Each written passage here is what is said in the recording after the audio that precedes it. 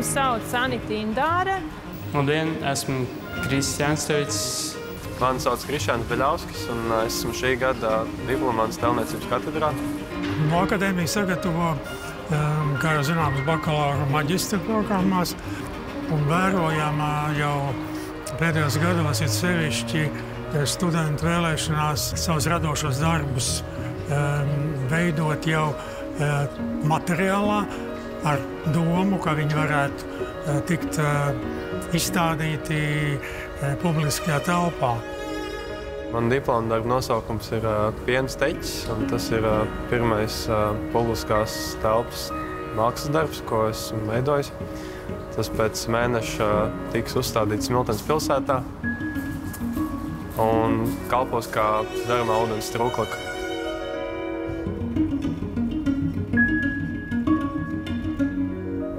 Tēlniecības darba nosaukums ir Snapshot.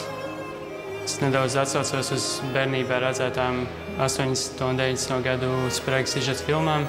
Es kā mākslinieks skatītājiem īsti negribu dot kaut kādu ļoti skaidru kontekstu. Es vairāk vēlētos, lai ir brīva telpa interpretācijai. Tādēļ es arī izmantoju diezgan tādus popkultūras, visiem saprotams personāžus un priekšmetus. Nosaukums ir Act of Love, latviski mīlestības akts.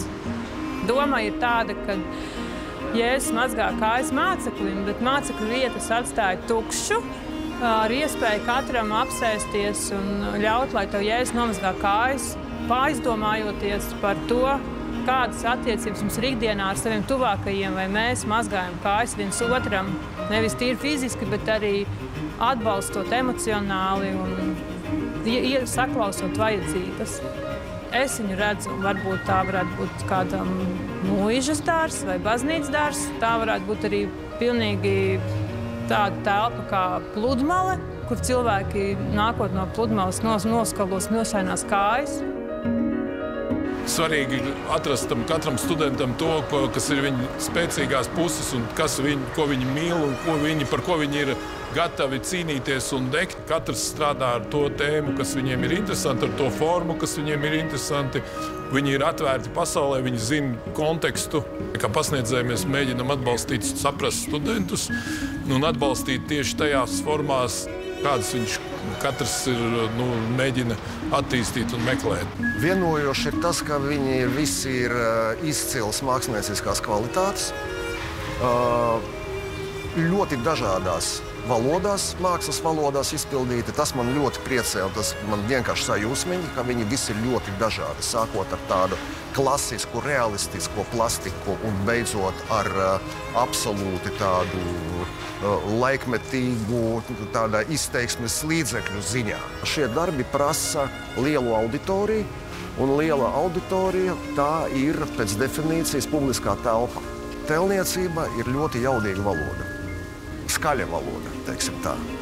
Un skaļi runāt labāk ārpus telpām, kaut kur ārā. Publiskā vidē skulptūras ir vajadzīgas publikai, cilvēkiem.